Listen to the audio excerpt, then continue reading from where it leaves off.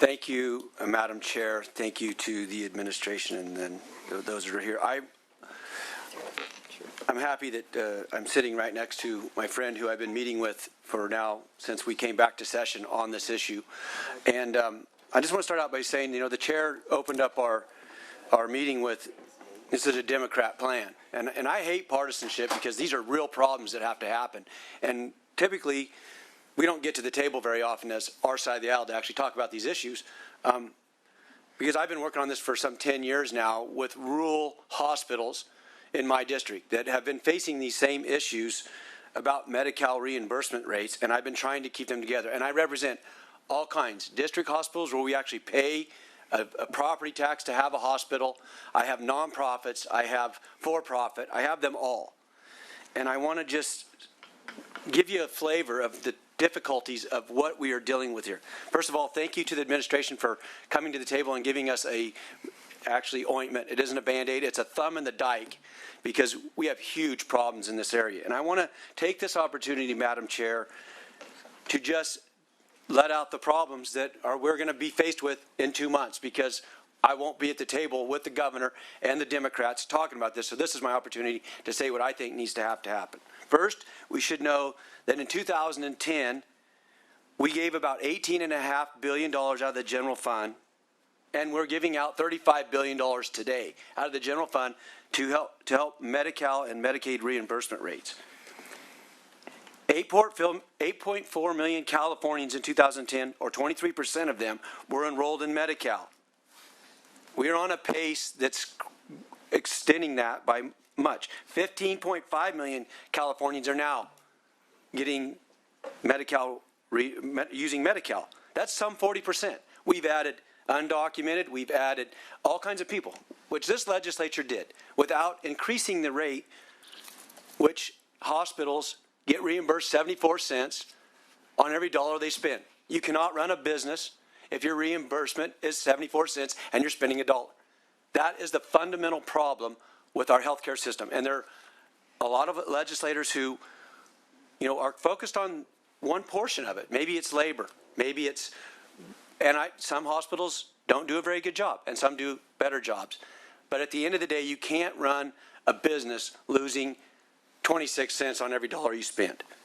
And you want to talk about difficulties. I have hospitals now in my district that don't deliver babies. In some cases, it's 150 miles you have to drive to have a child.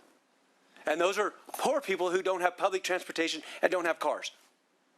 So you want to talk about disadvantaged communities, I have them.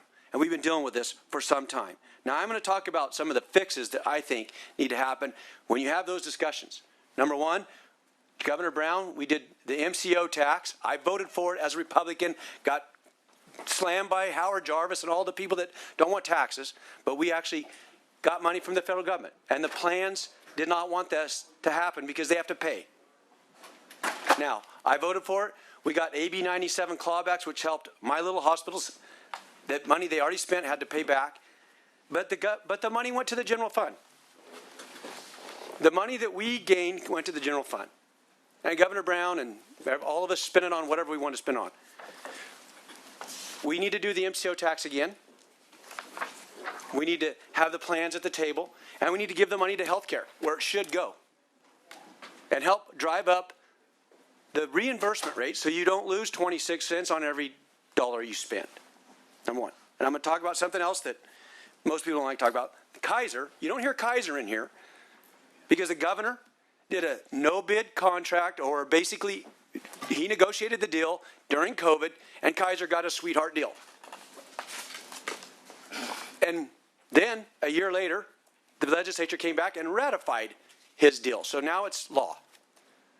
But Kaiser is pirating off of our rural hospitals and our other hospitals and taking all the ones that make money on and leaving those other hospitals to pay the bill.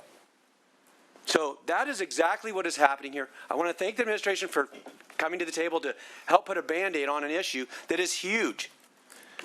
The Hospital Association came in with saying we need $1.5 billion this year to cover the cost to keep these hospitals open.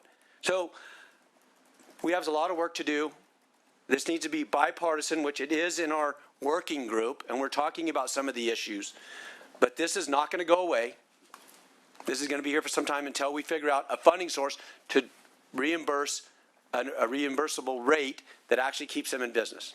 So that is the bottom line. We can't give some hospitals, Kaiser and those, better deals and pirate against our other ones. Doesn't work. And so I'm here available at the table, and I've been working on this for many years. And it is difficult, and until we get that changed, we're going to be in the same place. And you can't continue to add people to the rolls and not figure out a way to balance the checkbook at the end of the day. So those are my comments, Madam Chair. Thank you to the administration for getting us at least to have this conversation, because it's not going away. It's literally more than, it's billions and billions of dollars a year that we have to figure out how we're going to fund, or we're going to see all of our hospitals. And the last thing I want to say is that we have hospitals that are trying to do seismic retrofits. I got on a Zoom with every single hospital in my district. And some of them are worried about they're keeping the doors open while they have a seismic problem at the same time. I said, don't worry about your seismic, because if you don't have a hospital, you don't have to worry about seismic. It's true. That's the end of my story. I'm here to help.